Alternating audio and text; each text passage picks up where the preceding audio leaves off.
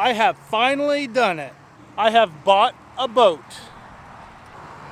with a Mercury Jet drive. So let's see if I can catch the first fish on my new boat. There she is, purring like a kitten. Now this isn't my first rodeo. I've owned quite a few boats in my lifetime. In fact, I almost have enough days to apply for a captain's license, which is something I may do someday.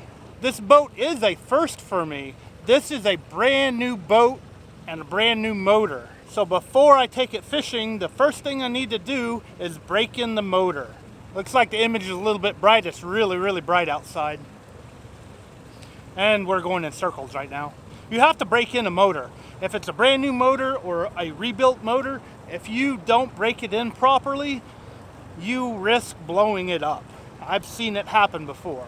Most of the time it's 15 minutes of idling and then the first 2 to 10 hours not going full throttle, like going half throttle and just moving it back and forth. And then the next 2 to 10 hours you can go full throttle for a couple of minutes and then you have to back off. For this motor, the manual says that I can go full throttle within the first 2 hours. So that's what we're going to do. I'm going to vary the throttle and then every 10 minutes go full throttle, which is what the manual says to do. Now let's get oriented here and let's start breaking it in.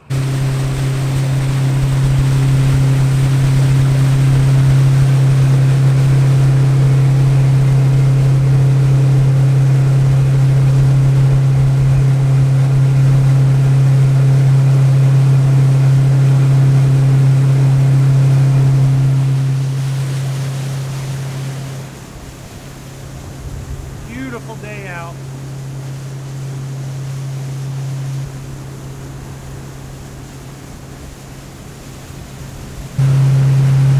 Alright, I'm going to put the camera down and drive this around. Alright, I just made it to just over half an hour on the motor. If that shows up at all, you can see I'm at like 0.6 right now. I did stop at a spot that I wanted to fish, but I ran into a problem. The trolling motor needs to be mounted a little bit different. I had to use well nuts and they started pulling out on it. So I don't want to drop my trolling motor into the water. I don't know if I'm going to be able to catch a fish today or not. I may still try. I want to bring the motor up to 1 hour at least before I try catching a fish. And that's out of the 2-hour break-in period. So I'm going to put the camera up again and drive around a little bit more. Alright, it's chesty time. I've hit almost an hour on the motor and I've tightened down the trolling motor enough to do a spot lock here and move around this shore. So I'm going to see if I can catch my first fish on my new boat. And I'm just going to use a night crawler. So most likely I'll catch a bluegill. Figured I'd go the easy route when catching a fish. Oh, I probably should get my remote, which is on the floor back here.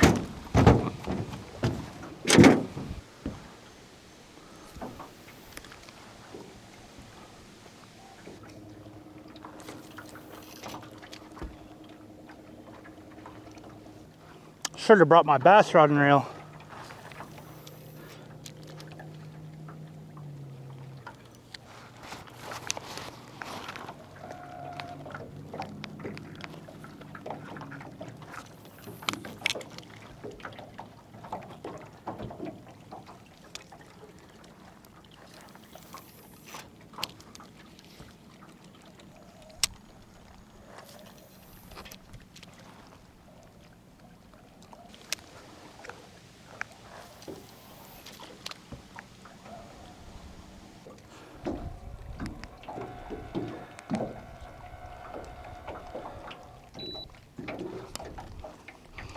Well, I was hoping to catch a fish here.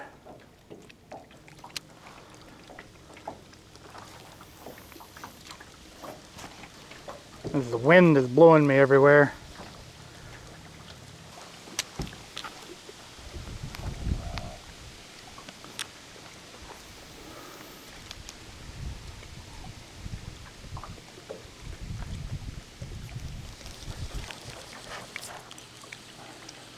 There we go.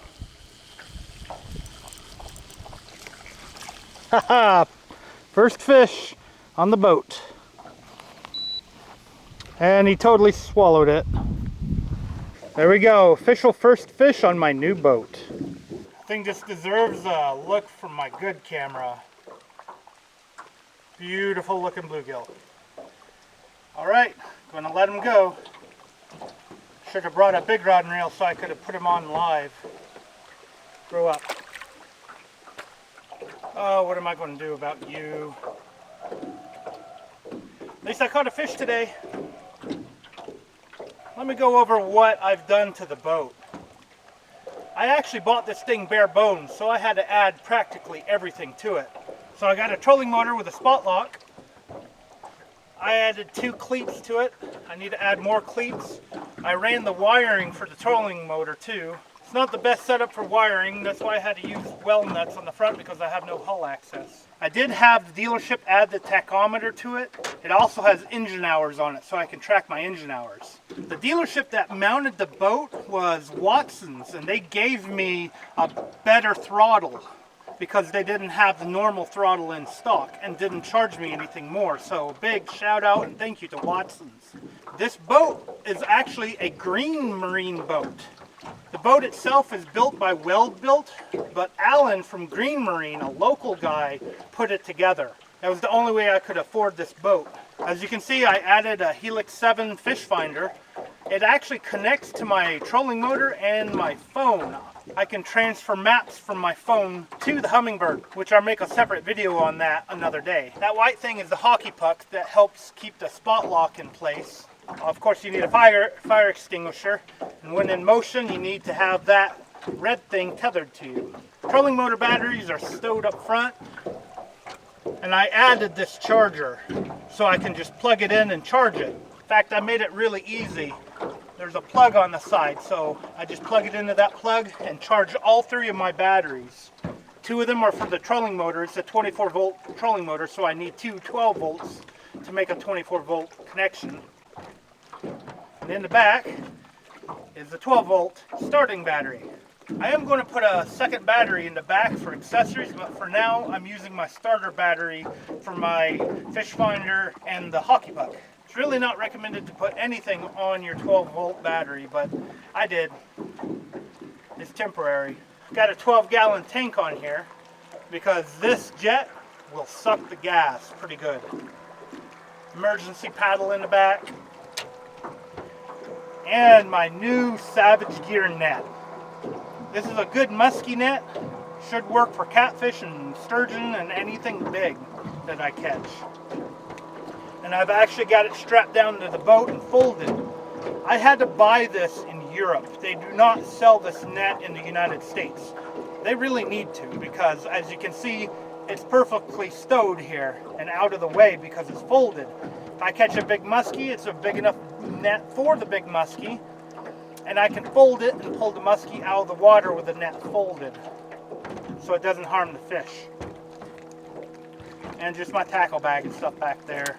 One day I'll put a sticker measuring tape on here, but for now I've got the little tube that Big Fish Outfitters sells. Well, there you go. There's my new boat. And what I'm going to do now, I'm going to get the other hour of the first 2 hours of break-in for my motor. So I'm going to stow the trolling motor and get back to driving around.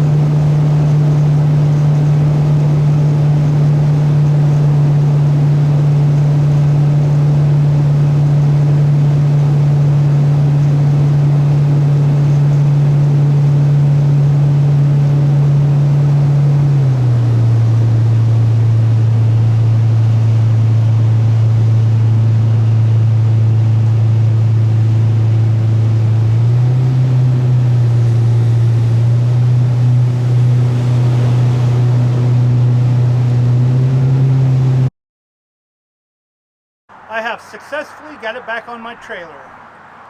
Now I want to show you guys what a tunnel hull is.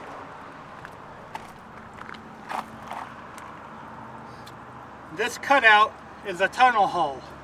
It brings the water from the bottom of the boat up to the jet foot. I'll trim this down real quick and show you.